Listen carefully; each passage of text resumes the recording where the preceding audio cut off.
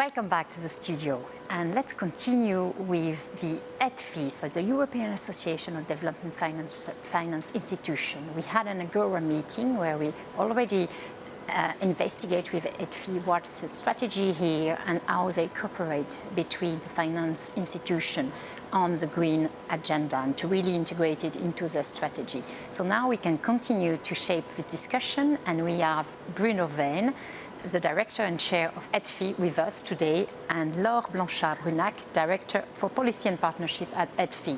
So I'm going to ask them a number of questions. So I'll start, and I mean, you feel free to both answer each of the questions.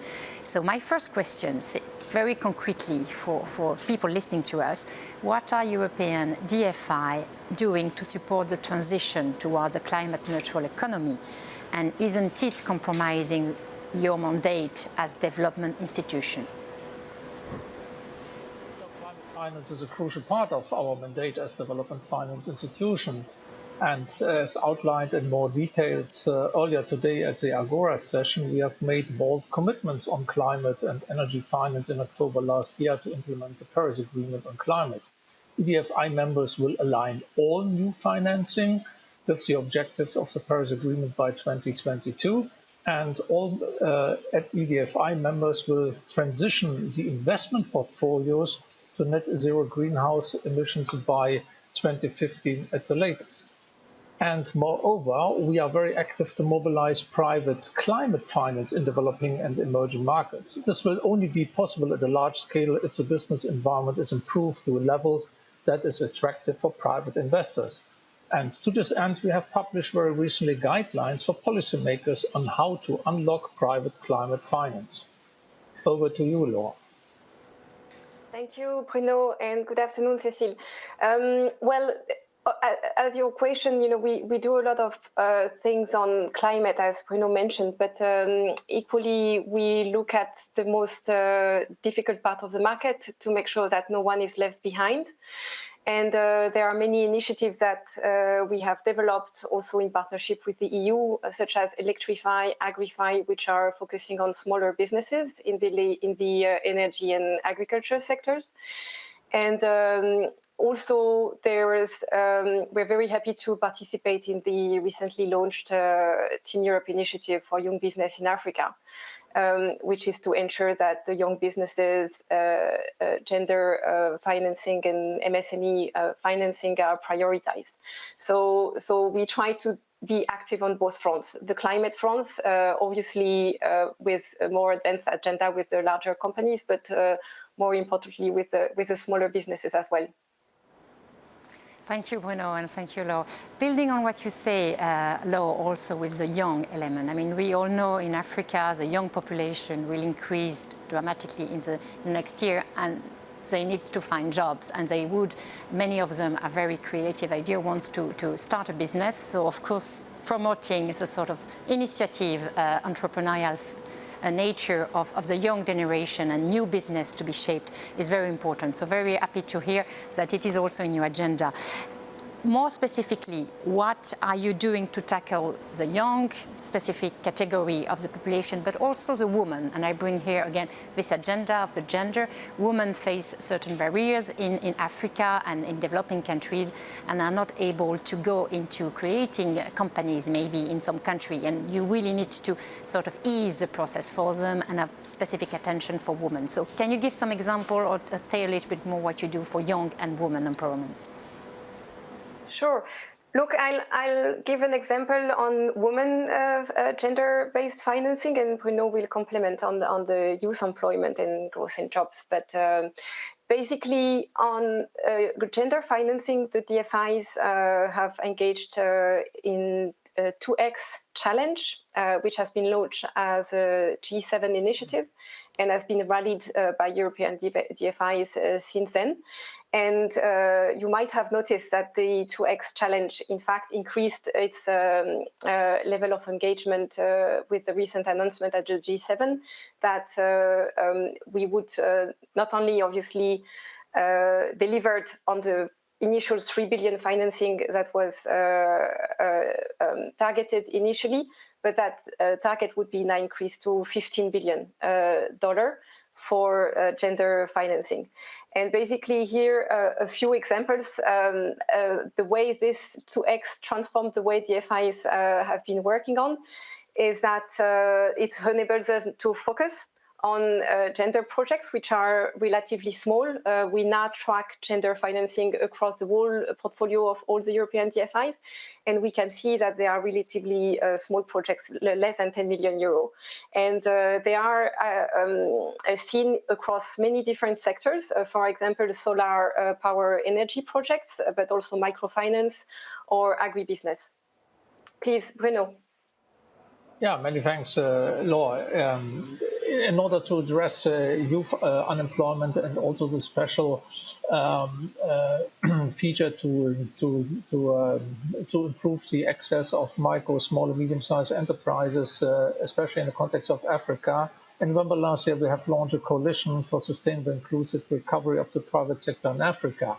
And we as EDFI, we brought together more than 20 development finance institutions from Africa, Europe, Asia, Canada, and US to sign up to a collective effort to facilitate access to finance for micro and small businesses in Africa. And that's especially crucial for young people, and we'll refer to that in a minute.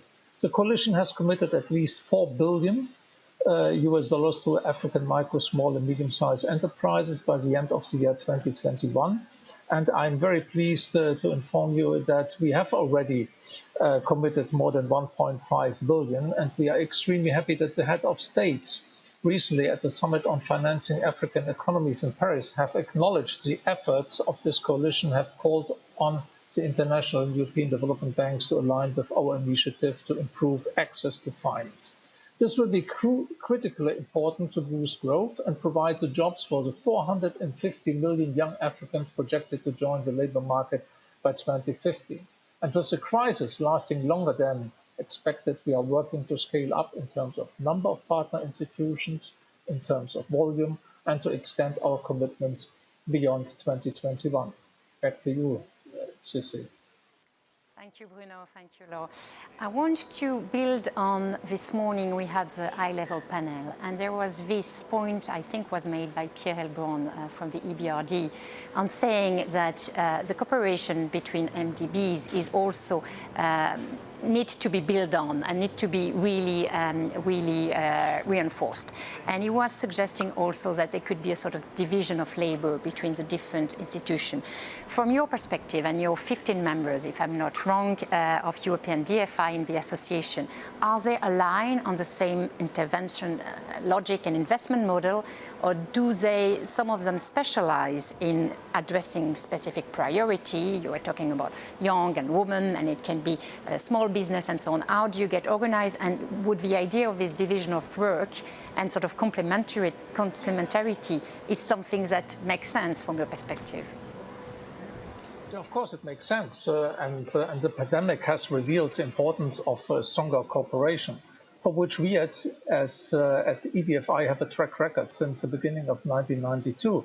And our practice over the past decades is rooted in this kind of cooperation, both at the European and the international level. For example, we have built joint strategies, practices, advocacy initiatives. We have developed joint standards so that we actually can work based on the work of other institutions. And today, European DFIs rely on cooperation at all levels of the organization, which sets the grounds for trust and transparency among the members and allows the group to achieve more than the sum of its parts. With a consolidated portfolio of 46 billion, of which a third is invested in Sub-Saharan Africa, we have a track record as risk taker and impact investor. This track record and our diversity are our strengths and our contribution to the Team Europe initiative. And what we expect from the Team Europe initiative is exactly this kind of shared labor, because we expect very much that the Team Europe approach will help to foster collective efforts to address the many policy issues by the member states and the EU Commission to impede the further development of the private sector. Laure. You have 15 seconds, Laure. That will be enough. I just want to give concrete examples of specializations.